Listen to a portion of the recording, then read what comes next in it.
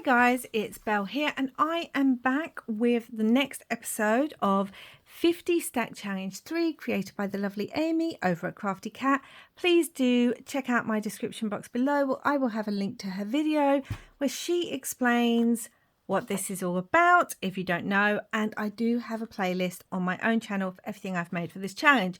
Now, just like in the last episode video that I uploaded, I am going to combine this week's prompts and make one piece of ephemera. I'm a little bit behind, so this is how I'm doing it. There's no right or wrong way. And yeah, this is what works for me at the moment. So last episode, we did the prompts, fire and polka dots. And this time for prompt 25 is hat and for 26 is blessing. And I'm going to move a little bit away from the Yule and Christmas that I've been doing and go back to making a little bit of Halloween stuff, which, you know, I like, and it's the season. So let's get started, guys. So I'm going to make, I'd say it's quite a simple piece. It's a large tag, and it's going to be Tim Holtzy with a bit of a theme.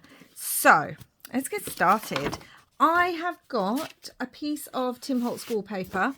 It's this gorgeous kind of mottled grey water stained one, and it's because it's the wallpaper, it's got a texture and it's plain at the back. I'm going to measure this. It says almost it says 5 inches, which just about fits on a page, if I'm honest, guys. Might have to trim it a little bit.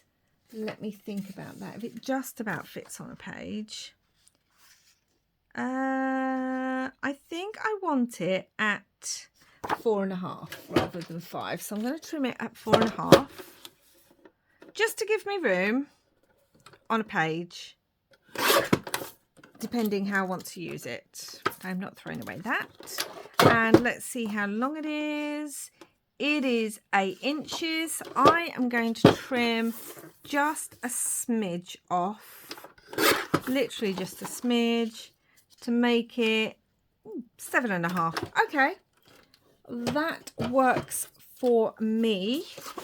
And then I'm going to back it with some tea-dyed paper, and I am going to do all that first.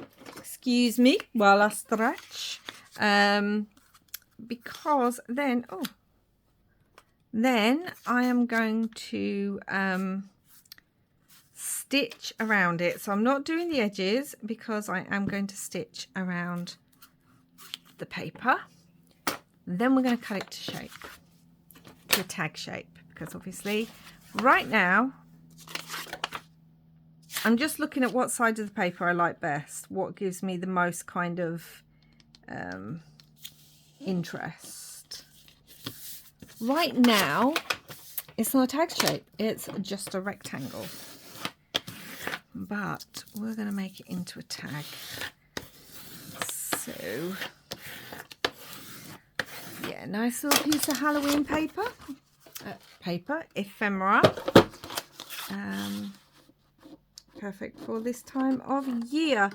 Obviously you don't have to make Halloween ephemera or even Christmas ephemera if you haven't checked out the challenge yet, but think, oh, that sounds interesting, but I don't celebrate Christmas, or I don't make Christmas crafts or whatever. You don't have to. That's what Amy says. Okay, let's cut it into a tag shape now. Let's just, which way? I think I want it this way. I want this interest up here a little bit, mainly because I don't know what I'm going to do down the bottom yet. So yeah, so this is going to be hat and blessing. And I was inspired by something, but let me just go stitch around this and I will be back. Okay guys, so I've stitched all around it, and there's the back. Just going to ink around now with some Black Soot Distress. So with it being spooky season, you know, my favourite time of year other than Christmas in December. With it being spooky season and having just finished the Whitby Witches which is a classic from like the night. Well, I say a classic. I think it was written in the early 90s. I think it's Robin Jarvis. I've never read it before, but when I was in Whitby earlier this year, I picked it up. So just finished that. It's a children's book. So, and if you don't know, Whitby is where Bram Stoker got the inspiration for Dracula, particularly the Abbey. So I found this Tim Holtz doll of this wedding couple. And you can see he's wearing a hat. And then, so it is mainly Tim Holtz. I've got these bat wings. And it made me think of Dracula and his bride. That's what I'm going with. I know, guys. I know it's a bit random. But yeah, I'm just completely kind of in the spooky season book vibe. So that's what I like. So I've just got a whole bowl just full of Tim Holtz bits and bobs. I also have one of my little snippets, which I think I'm going to put at the top of this. Yeah, I think I'm definitely going to put this at the top. So let's see how big it is. So yeah, I was at Whitby earlier this year, meeting up with some friends.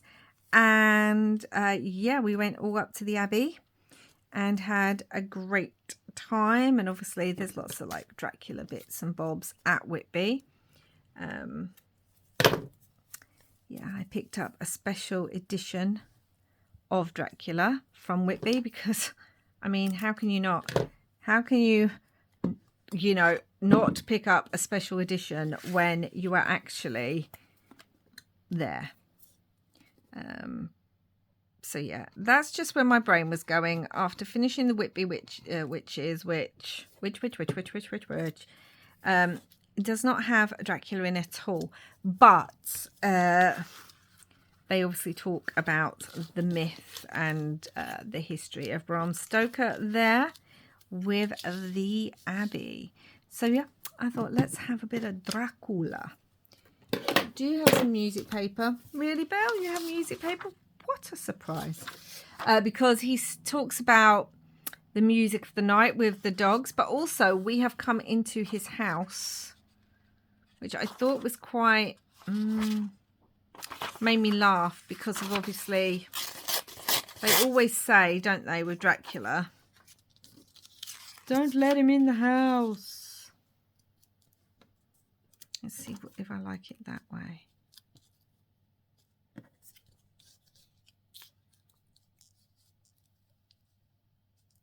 With the bits up there, possibly, or do I prefer it the other way?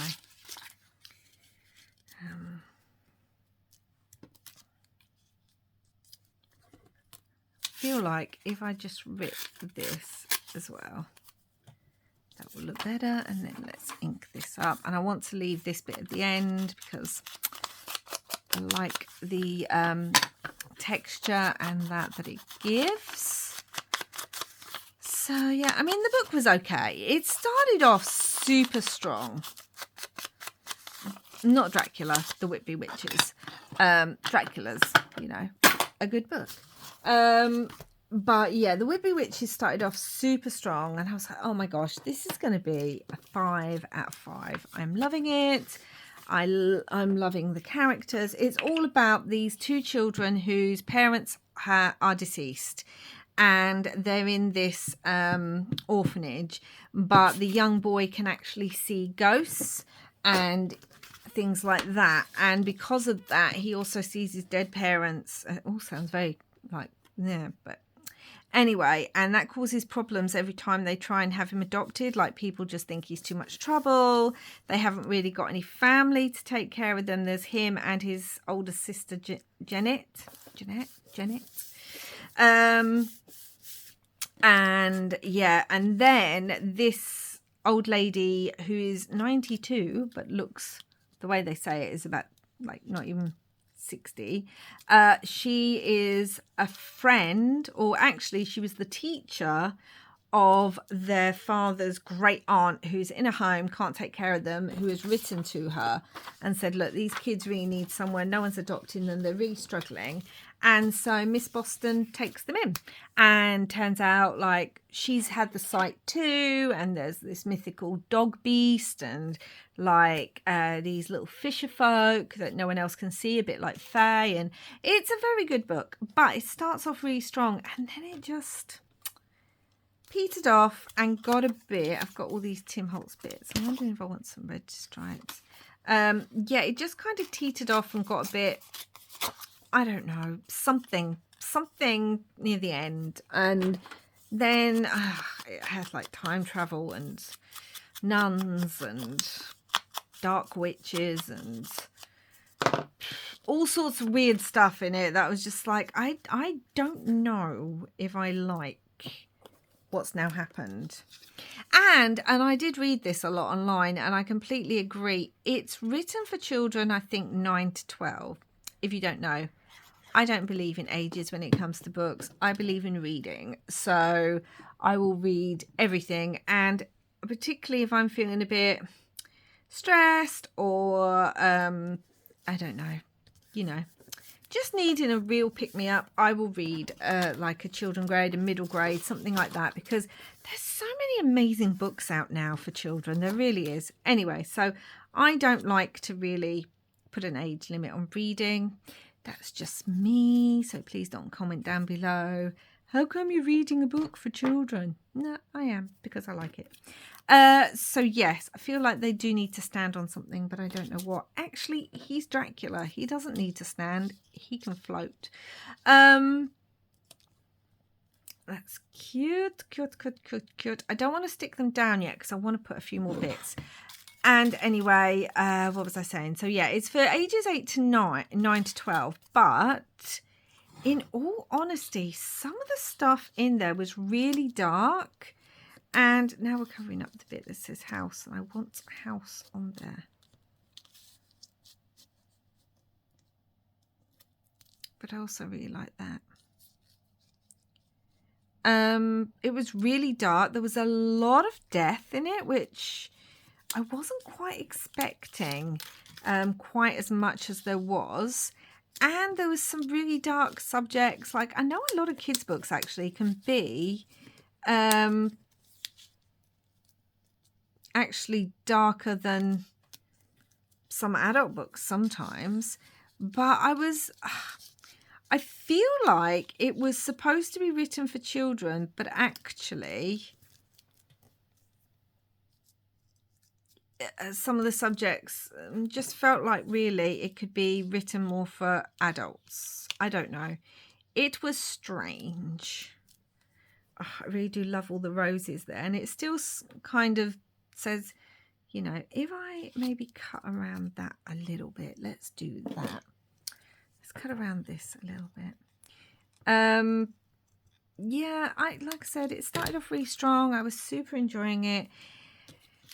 Let's glue his wings onto him. And then, I don't know. So it ended up as a 3.75. But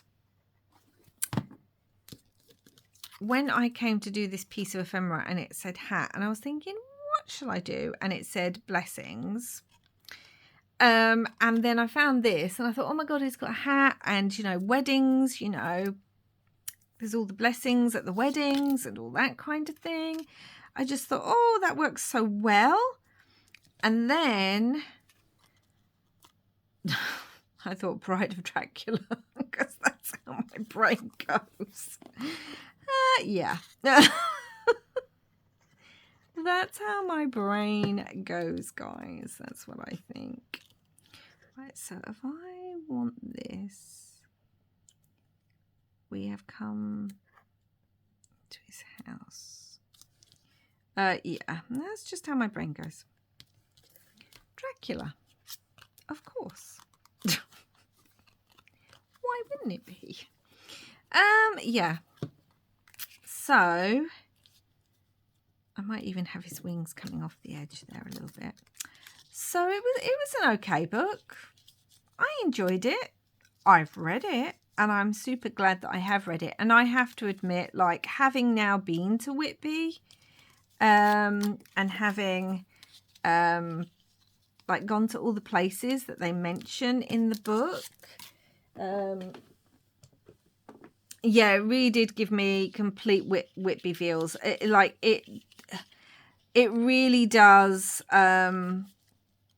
very well capture the town of Whitby, and it includes all like the places, the market square, all that kind of thing.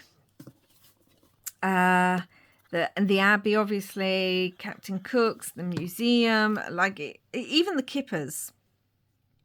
Whitby is famous for its kippers, and the little kipper shop there. And yeah, that was so much fun. I feel like we've also got almost like an undertaker. I think that's too much. Okay, we've got a small one. I think I want bats up there. Now, I did one on here, Irish. I just wanted it to say Irish. So I'm going to have that there.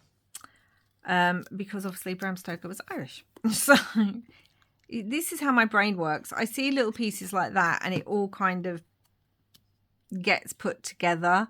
And I just think, Irish, Bram Stoker, Dracula. All that. And I did want to put the toxic, but it's the only pop of red that there is, because I just think, you know, let's face it, that whole relationship with Dracula, Mina, it's meant to be a love story, you know. Oh, I have traveled through time, I lost the love of my life, and now I have found her again. But let's be honest, a bit toxic, like not a positive relationship. And not just because he is a blood-sucking monster, just very possessive, all that kind of thing. He's not good. So my brain, honestly, guys, it goes to weird places. And I've put glue on there and I don't need it. So yeah, Bram Stoker, Whitby, Bride of Dracula. Yeah. Well done, pal. Weird. Do I want that? Now, I do actually have... Where has it gone? I've got some of the Tim Holtz kind of washi that might go really well down that bottom. I kind of want it to rip, but I don't think it will. That's annoying. I can always fray it, can't I? Almost looking like he's standing on it. Yeah, I feel like they're kind of floating in space and we don't like it. Warning, maybe habit forming. Okay, so I like that. That's going to go down there. Warning, may be habit forming because obviously it's Dracula. And yeah, Dracula could be habit forming. So yes, Whitby Witches, if you haven't read it, it's okay. It's really good if you want to really understand what Whitby looks like, which is the most charming seaside town up in Yorkshire. I mean, it is so beautiful. And yeah, so he's there. She's still kind of floating, but I can put some shadow and stuff there. Warning, maybe habit forming. I also have in this little bowl, should I have like a little, almost like that, and a 13. I still need to actually put the word blessing on here or something to do with blessings. So I don't want too much. And I have a bat, and we have a label. I was going to put a label. Obviously, I'm going to make it darker than that. And I might put a bat kind of behind it. Okay, let's darken this label up because that is far too bright. Now, where's my ink? And yeah, but I'm glad I've read it. And I won't get rid of it because one, it reminds me of my trip to Whitby. And two, like, I'd probably reread it possibly. I don't know, but yeah, I might do a reread of it at some point. I do like rereading books. If you're going to have books, then it's... Do I want dots? No, I like it like that. I don't actually want it backed by anything. Okay, so blessings. We have on here, count your blessings. And we also have start each day with a grateful heart. Gratitude changes everything. But I think count your blessings. Do you get it, guys? Do you see why I'm going with that one? Because he's Count Dracula. Do you get it? Oh, dear me. I make myself laugh, which is the most important thing. I want this on here. You know, count your blessings. Oh, oh, oh, oh. And it has the word blessings, which is one of the prompts. And also when you get married, you're supposed to have all your, you know, everyone's like, you know, congratulations, blessings for the new blah, blah, blah. We could still have a bat on here somewhere. Do I want it behind the count your blessings? It reminds me a bit of the bat signal like that. And this is definitely not Batman. Let's have a look. Oops, sorry if I knocked you.